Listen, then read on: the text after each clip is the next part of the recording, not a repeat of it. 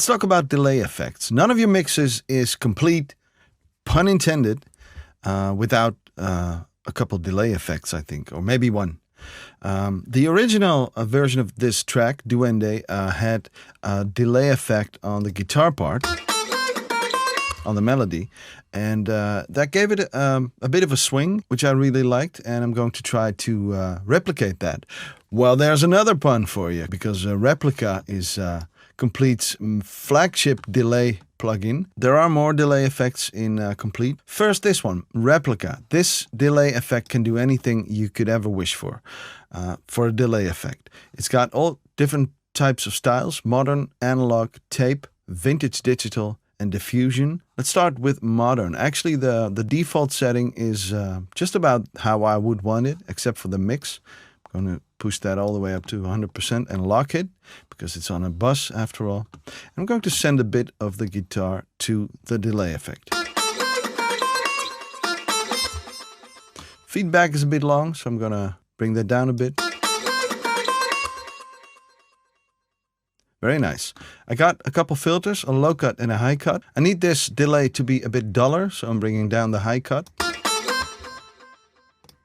Nice. Let's try a different algorithm, analog.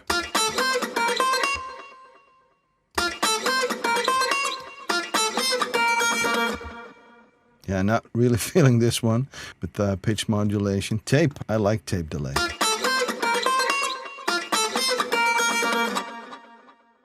See how you can get all kinds of different delay sounds. Let's go through a couple presets.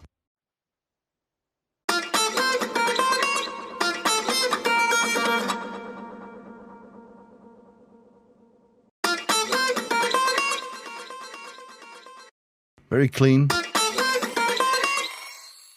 That sounded really weird. That's because in the right-hand side of the plugin, you can choose to add another effect after the delay line. In this case, it's a pitch shifter. So this is what causes that weird pitch effect at the end. See?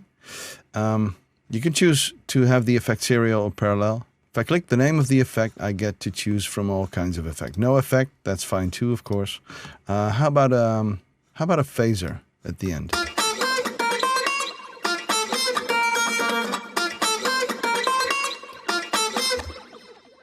Awesome. Okay, now let's go through a couple more presets.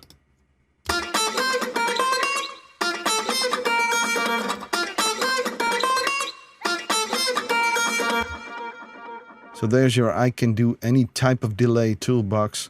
The only thing that bothered me a bit at first was the width of the delay by default. If I go into panning here, there's a width parameter that I can tone down a bit to make it a little less wide.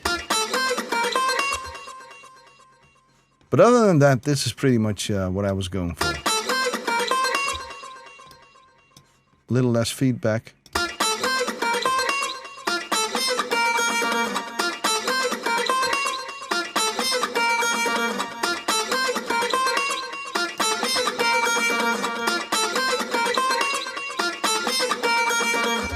Now there's a ducking option here. That is really interesting, because that means that the echoes are actually ducked down as long as the guitar is playing. And that gives a much cleaner effect sound, because the echoes won't clog up your mix. Let's try this.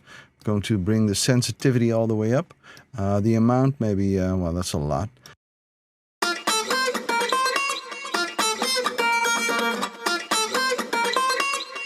You hear that the echo is only sounding when the guitar is not playing. I'll bring up the amount all the way so you can hear it a lot better.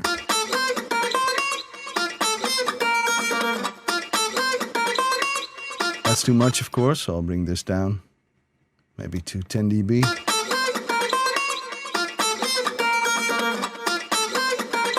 Even less.